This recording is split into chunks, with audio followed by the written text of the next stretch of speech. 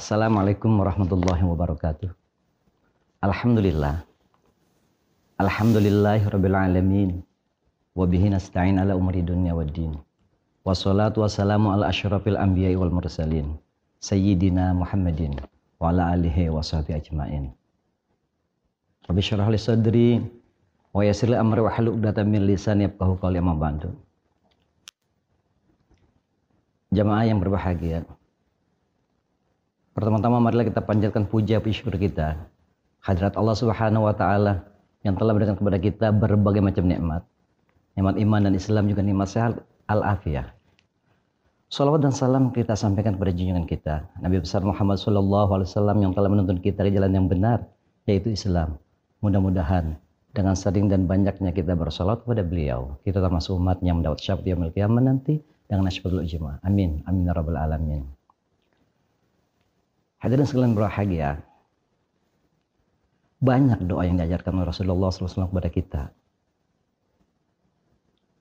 Di antaranya, Allahumma inna nas'alukal afwa wal afiyah.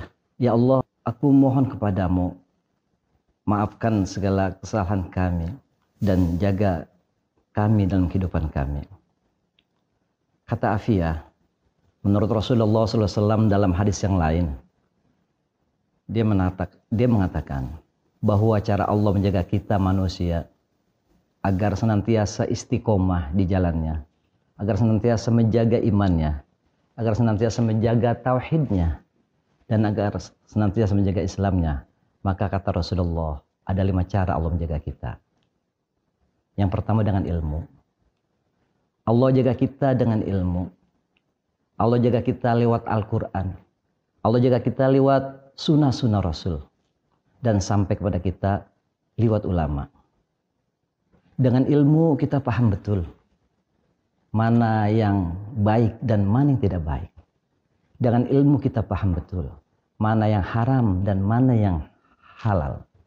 Dan dengan ilmu kita paham betul mana yang benar dan mana yang salah.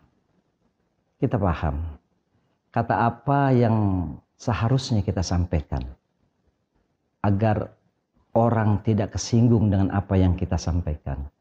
Karena ada hadis Nabi Muhammad SAW, al-muslimu man salamal muslimun min lisanihi wa yadihi.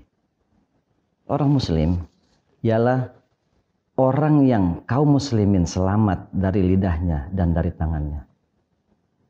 Hadirin sekalian berbahagia yang dirahmati Allah Subhanahu wa taala. Dengan ilmu pun kita bisa membedakan yang mana yang haram dan yang mana yang halal. Oleh teman kita yang bergelut di bidang bisnis, dia paham mana yang riba dan mana yang tidak riba. Dalam hal beribadah pun kita bisa membedakan mana yang sah dan mana yang tidak sah. Allah Subhanahu wa taala memuji kepada orang-orang yang berilmu, kepada orang-orang yang beriman, dan kepada orang-orang yang berilmu dengan derajat yang tinggi. Sebagaimana Allah sampaikan pada surat Al-Mujadalah ayat 11. Yarfa'illahu alladhina amanu minkum walladhina utul ilma darajat. Allah akan mengangkat derajat orang-orang yang beriman dan orang-orang yang berilmu dengan derajat yang tinggi.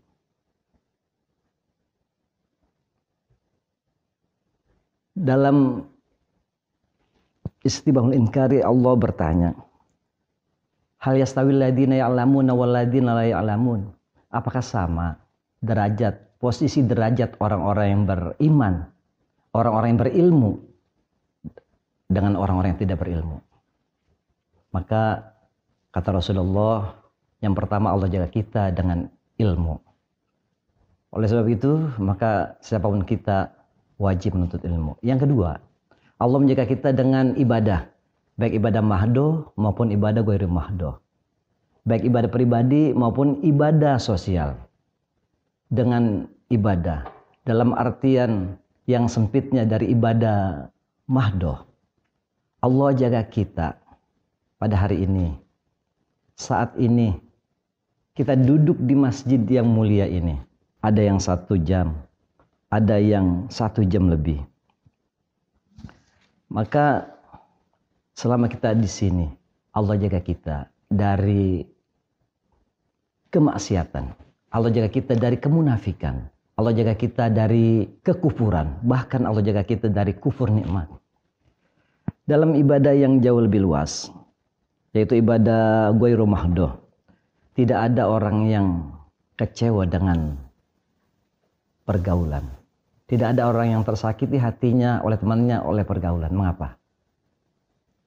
Karena pergaulan adalah ibadah. Juga Allah Subhanahu wa taala berfirman dalam surah Al-Hujurat ayat 13. Inna khalaqnakum min dzakari wa unsa wa ja'alnakum syu'uban wa qabaila lita'arafu. Inna akramakum indallahi atqakum. Kita diciptakan berbangsa-bangsa. Kita diciptakan bersuku-suku. Kata Allah, bergaulah, bergaulah. Maka kapan-kapan kita bergaul dengan niat ibadah kepada Allah, kapan-kapan tersakiti hatinya oleh temannya, tidak akan pernah sakit. Karena bergaul adalah ibadah. Karena bergaul ada pahalanya. Dan ada penjagaan dari Allah Subhanahu wa taala di dunia dan di akhirat. Maka kalau kita mau terus dijaga oleh Allah Subhanahu wa taala, maka kita harus tingkatkan ibadah kepada Allah Subhanahu wa taala. Yang ketiga, kalau kita mau dijaga oleh Allah Subhanahu wa taala, maka Allah jaga kita dengan rizki yang halal. Yang keempat, Allah jaga kita dengan syukur atas nikmat. Dan yang terakhir, yang kelima, Allah jaga kita dengan sabar atas musibah. Itulah yang dapat saya sampaikan pada kesempatan hari ini. Akhirnya, billahi taufiq wal hidayah. Wassalamualaikum warahmatullahi wabarakatuh.